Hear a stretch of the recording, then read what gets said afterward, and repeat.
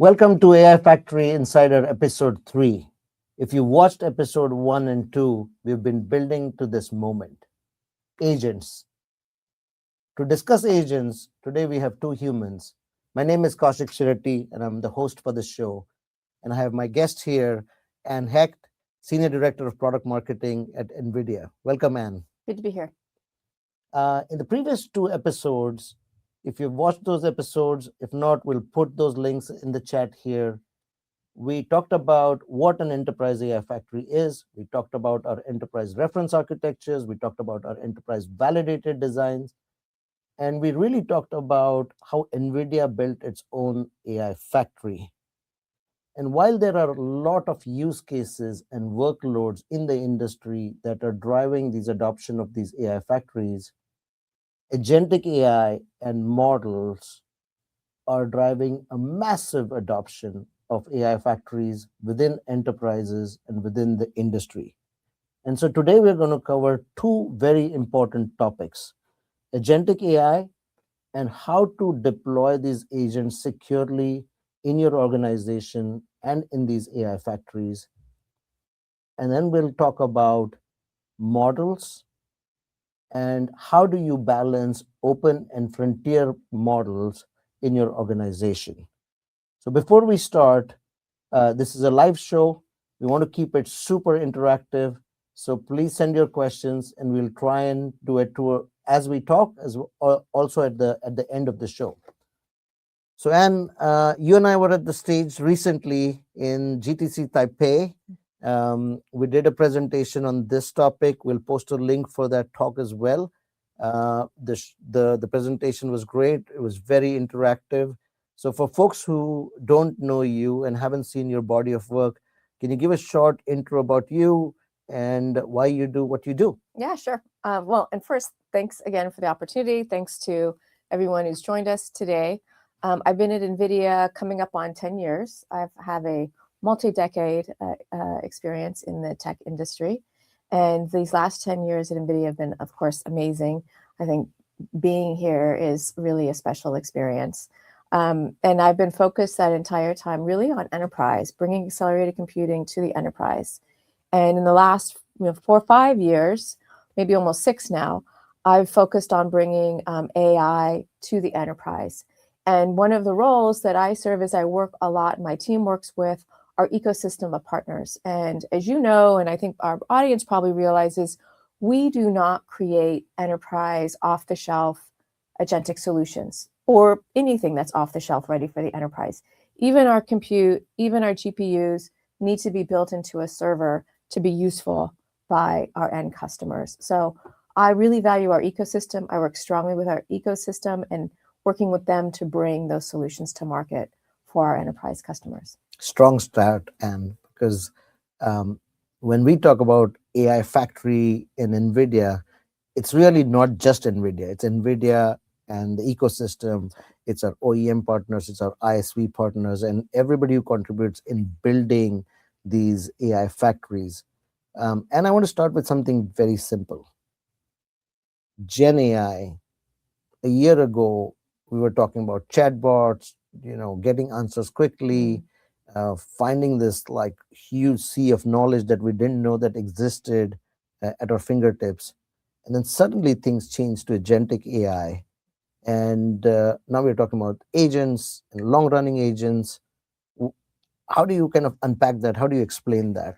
Yeah, I think the last maybe 3, 4 years, every year we have had a major technological advancement, which has just meant a step function in terms of what the AI can do. And the most recent one, as you're pointing out, is really what is unlocked.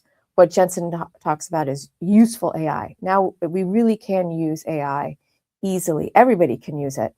And what really unlocked that was the innovations that we saw from partners like OpenClaw in the introduction of harnesses and those solutions that have made AI able to learn and evolve and have skills so that you don't have to be an engineer to use it. Anybody can use it. And the complexity is really under the hood, if you will. And now everybody can drive their own AI solution, their own AI car, if you will, in whatever direction they want and be the master of their own AI. And it's just a matter of prompting the AI to do a task, to complete a project, giving it permissions if it needs that, because we want to control what our AI does, giving it access to the right information, and then the AI can go solve and do things for us. Absolutely. And very, very well said. You said about AI being useful.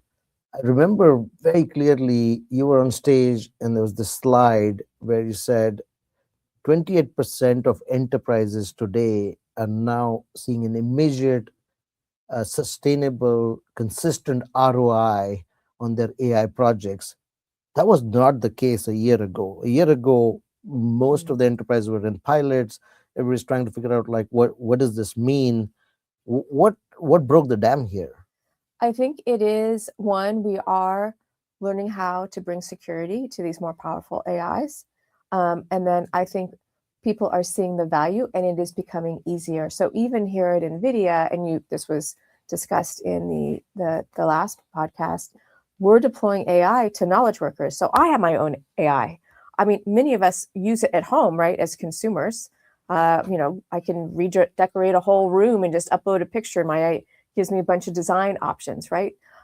So we use that. There's a lot of applications for our personal use, and people are using it for their professional work as well. Writing papers, doing research, product development.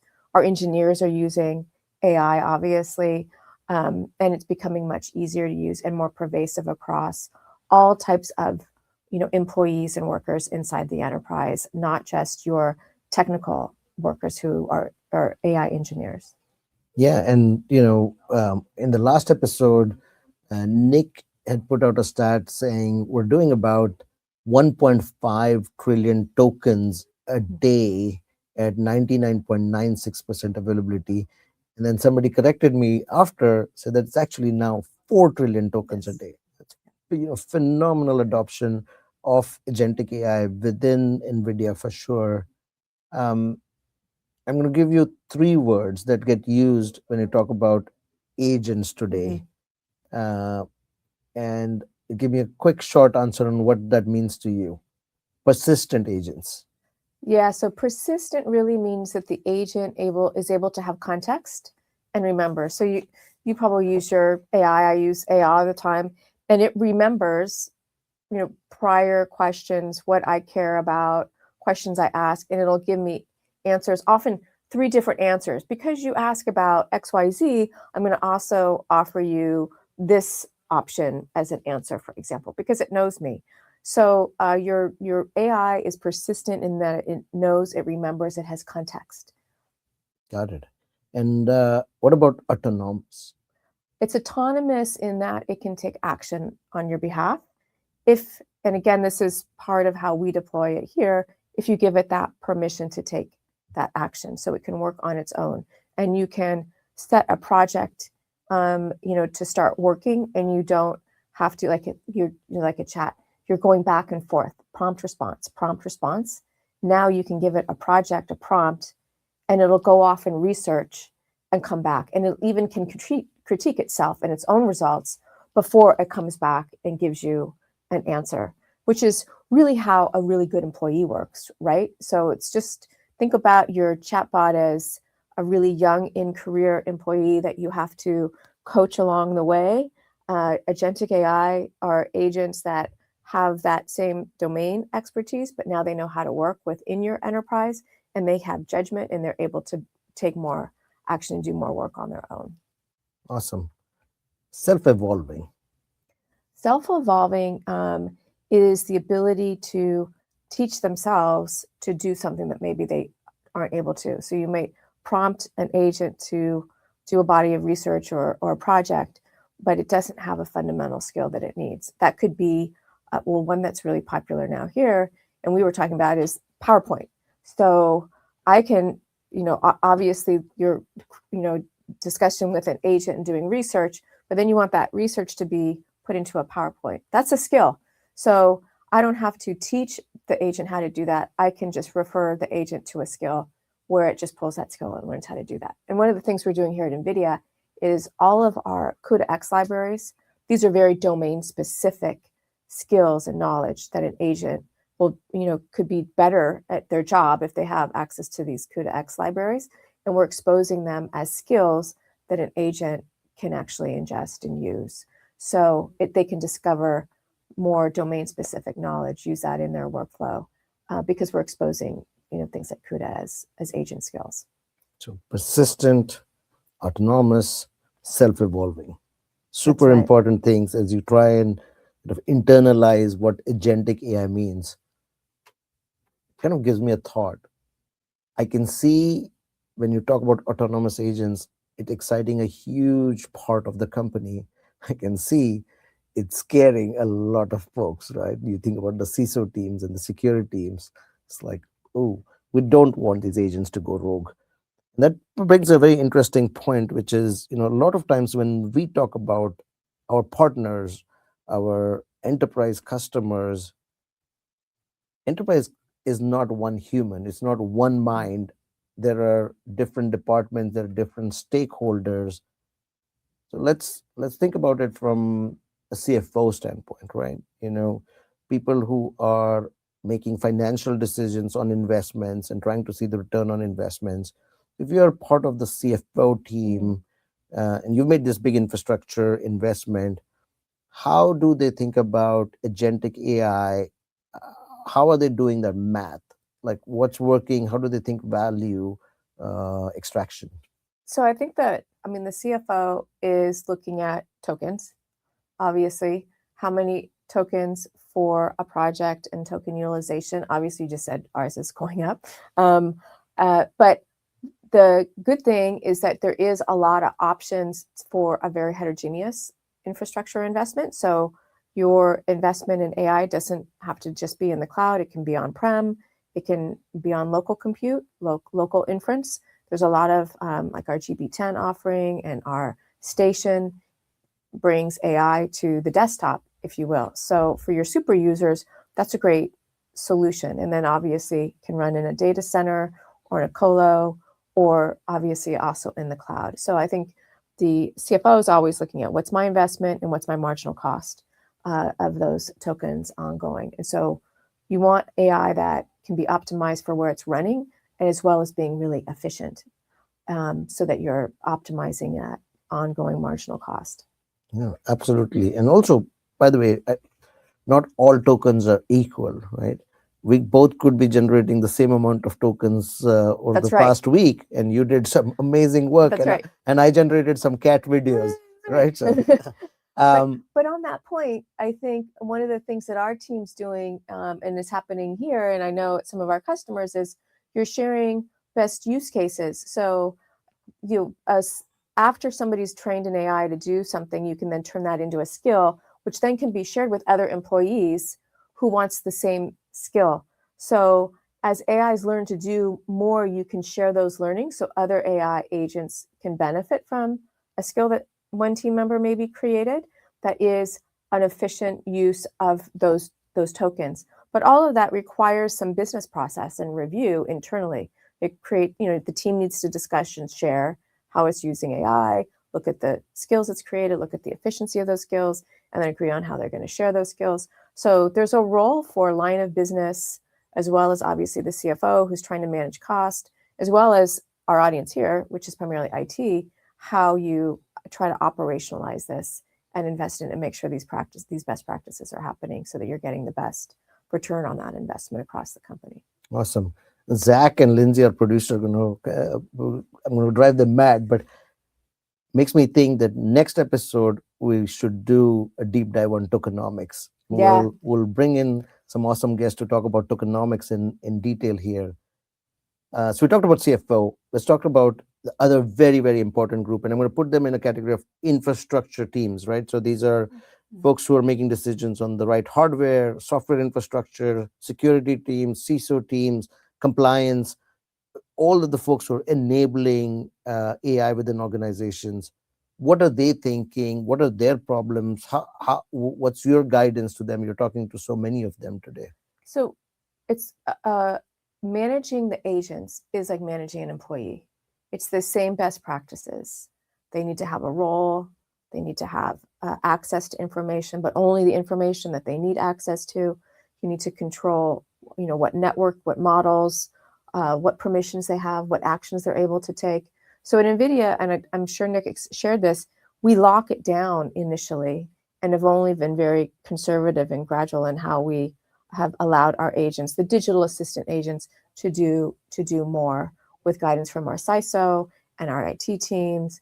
And there's a lot of testing evaluations before that's done, because there is great security solutions out there, but they need to be put in place. They need to be tested, just like you do in any other enterprise system. And so there's all of the, partners that I work with, whether it's identity management, observability, audit, all of those main business governance, all of those like best practice business functions that we've been known forever, just need to be applied to agents, just like they are applied to people. Great.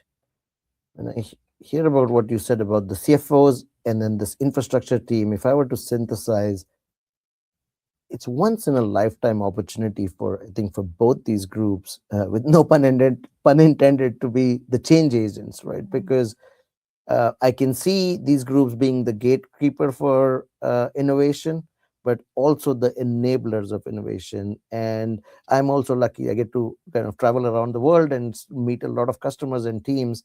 And I always say that, your agent is as good as your connections, right? And this happened at NVIDIA, which is, we had a bunch of tools and we were all playing around with them, and we're like, oh, this is pretty cool.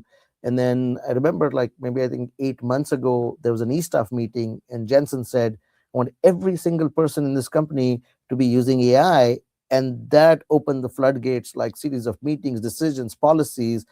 And we now have, right guardrails where we are connected to our emails and our calendars, but our CRM systems, our, SharePoints. And once you have the right connections, you can make sense of it. You can try and see what it unlocks the possibility of what you can do with the structured, unstructured data that you have. That's right. And that's very, very empowering. And I'll say for our audience, like, my agent can talk to me and look at my email box, but it can't see Kaushik's. So it can look at my calendar and tell me when my openings are. It can tell me when somebody else has an opening in their calendar, but it can't actually schedule that calendar. I have to do that, because that's taking action against somebody else's calendar. So, eventually I think we'll even loosen some of that up, but that's how conservative we are. But we're still getting, a lot of productivity and use from our agents, even with those restrictions. And we talked about the fact, Kaushik, that like employees are taking and using AI in their personal lives. So I hear a lot from customers that their employees are already using, agents and frontier models, and they're, using them for their work. But the best practice is for an IT team to have an adoption strategy so that they're controlling what gets, uploaded, the terms of that data when it's being shared with a provider, and how that AI is being used internally within the company. So I think there is this shadow element that the IT teams are, needing to get on top of as well, because people are using it. People are taking that roadmap and uploading it to a public model, and you don't want that. Yeah, you don't want that. Shadow AI is the new shadow IT. That's right. I have a question coming in here, which I think is very relevant, which is, what about the actual users? Why should they care about all the policy and everything? Well, as a user, I want to know, for example, I used my AI assistant. I just had my physical done. This is a personal example. And I got my lab work and I wanted to upload it. And I knew if I upload it into the AI that I have here, it is secure and no one's going to see it. I know it's personal to me, and I know it's not going to go out to the model either. If I upload it to an external service, I don't have that type of protection, because we as NVIDIA have negotiated terms with those model providers. And we have told the model providers that they're not allowed to use our personal data. So, and I was careful on what lab data I uploaded as well. But you can use, I would much rather use our company's AI, and I know it's secure and it's private and it's confidential, and you can't see my AI and I can't see your AI. Yeah. And I also have an interesting perspective on the users, because to me, and you've heard me say this multiple times, which is easy is hard, right? And making something that is seamless, effortless, is extremely hard. And so if you're a user, whether you're a power user, a software engineer, whether you're in marketing, whether you're in sales, or across different departments, you shouldn't care. It should be seamless, it should be transparent, should be easy. You should be focused on, you should know what you can or cannot do, but you should be focusing on the innovation that you can bring with AI. And the rest of the teams, the infrastructure teams, the CFO teams, the decision makers, they have to make it extremely hard on themselves to enable that, right? right. And that's, to me, is how this should work. Is the user shouldn't really care. They should just know the guardrails, and then just do amazing, awesome stuff. um, Zach, do you mind putting up the one slide that we had, because I want to go now deep into agents. Jensen put up this slide at GTC, and I know you do an amazing job explaining this slide. So when we talk about agentic AI, I think this one slide kind of encapsulates everything we just talked about. So do you mind doing that? So if you're seeing the slide, the audience is seeing the slide. This, probably the most important part of the slide, is the title, which shows that the agent is equal to a harness, a model, and skills. And you see that slide, it lays out all of these different building blocks for what is an agent. And one of the important sort of advancements happened like in the March, probably February timeframe, where the harness and the value of the harness became very clear to the industry with OpenClaw. And you see those harnesses up in that left upper right sort of corner with LangChain and Hermes and OpenClaw harness and many others. And those harnesses are also, it's an opportunity to, when you use the harness right, you're optimizing that harness for the overall agentic flow. And in the middle, you see the actual model or the brain. So think of the harness as the orchestrator of the workflow and of the life cycle of the agent. It imposes like governance, observability, context, the ability to use skills. That's all orchestrated by the harness. And then in the middle of that diagram, you see the brain, if you will, and the workflow of the actual AI in the middle there. And each of those steps, from like context to observe to planning and reasoning, taking action, those steps are not necessarily all done linear like that, like it's represented. A lot of it's very iterative, and they're very high level summaries of very complex steps. But that's sort of the brain. And then in the upper right hand corner, you see the skills that we were talking about is the other really important building block. And that skill could be something as very simple that we're all aware of, like PowerPoint, ability to take a deck or a document and put it into PowerPoint. Or it could be something as domain specific as like a biopharma CUDA-X sort of skill, or QVS for vector search. And then in that lower right-hand corner of that diagram, you see models. And a really important part of this whole diagram is that those models are not just frontier models, but also open models, because an open model can be customized and fine-tuned, post-trained, and given very domain-specific knowledge, so that that workflow in the middle, where you see the flow, can be more efficient, more accurate, more efficient, which means more cost-effective, because the model is specialized for that specific task. So when you look at that, there's a lot going on, and then obviously the infrastructure down below. And the infrastructure it runs on can be CPUs or GPUs. Harnesses run typically on a CPU infrastructure. The model needs to run on a GPU. So there's optimization opportunities for the CFO and the IT team to take advantage of across that full stack. So there's sort of two takeaways. One is an agentic system is not just a model. I think there is this perception that it is, we think we're just working and we're just prompting a model. You're not just prompting a model when you write into that context window. You are prompting an entire system. that includes the harness, the skills, the model, the governance layer. You also realize very quickly that the whole agentic system is not a single model, it's multiple models. And it's probably not just a frontier model. There's a lot of opportunity to use very customized, fine-tuned models that, for the most part, come from open source models that have been adapted for a specific use case. Yeah. Oh, thank you. And that was a great explanation. And if somebody's like listening to it for the first time, I can also see like there's so much to unpack here. And one of the things I was explaining to my son the other day, somewhere, this like how this all works. And sometimes we take our human brain as granted, and if you actually think about it, like it's not that different, right? Where everything you just talked about as humans, context would be like, what do I know, what do I remember? And then your observe is like, what's going on around me? And when you get a prompt, whether your manager or your parent is telling you to do something, you're kind of like observing everything in your context, and then you reason with yourself, and then you act. Sometimes you act how the prompt, sometimes we do hallucinate, right, as humans as well. But most of the times we're making decisions, and that's the continuous loop, right? And you're using different skills from your past, or somebody else has given you this skill to make that job that job easier.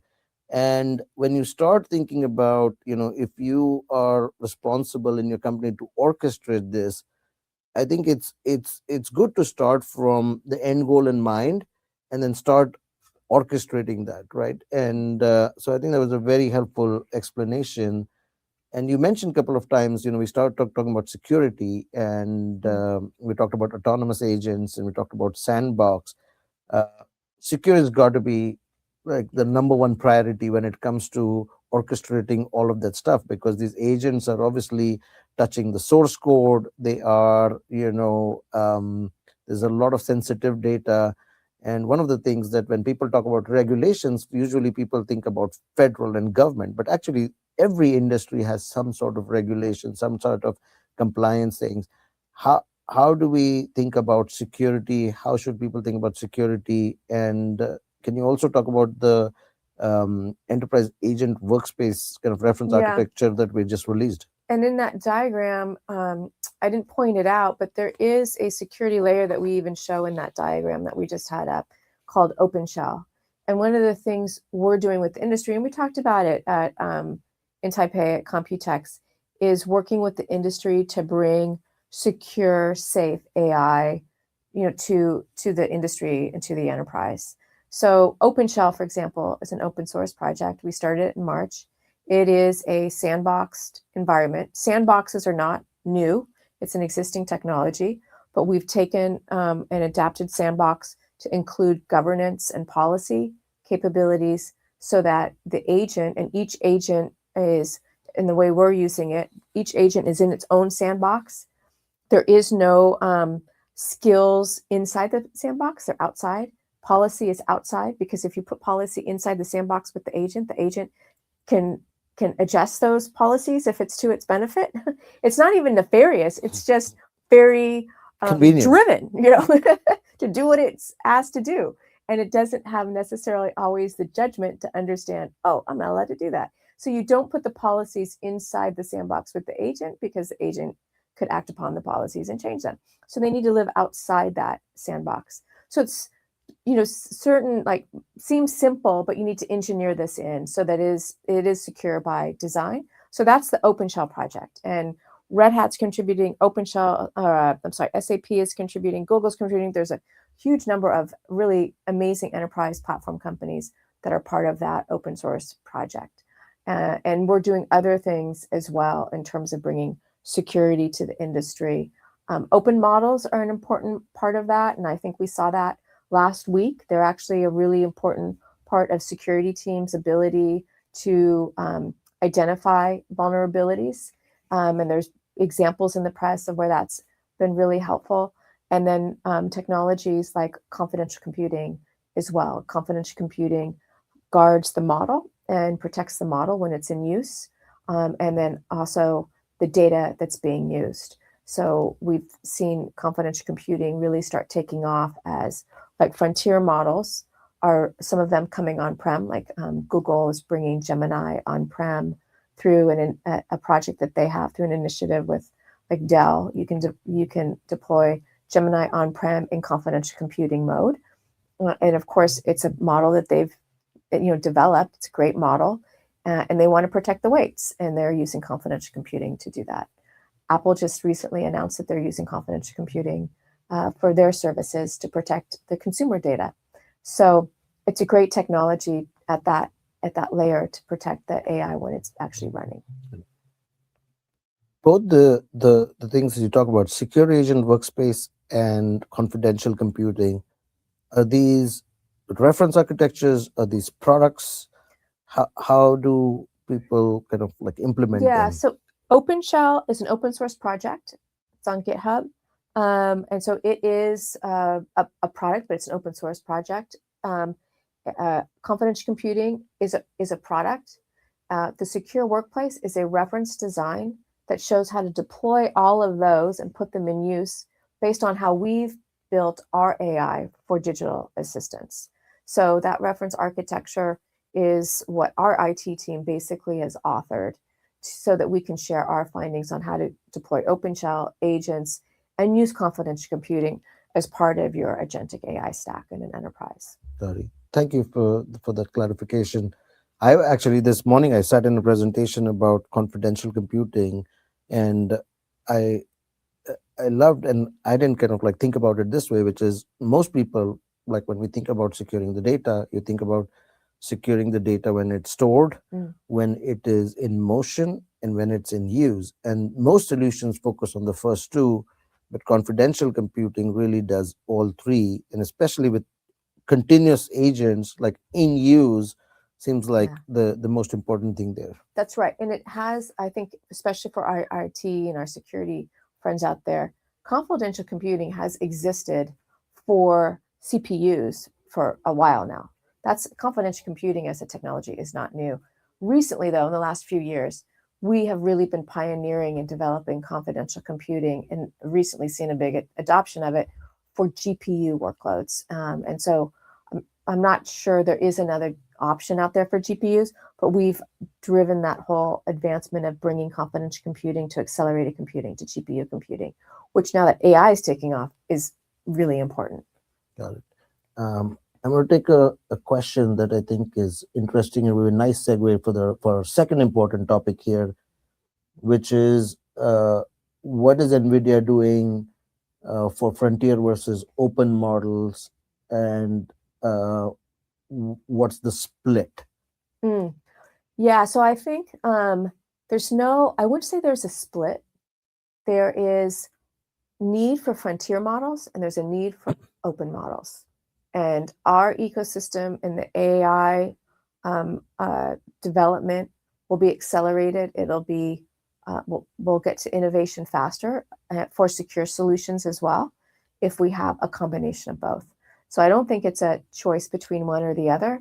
I think we need both open source, open models, as well as proprietary, protected frontier models as well.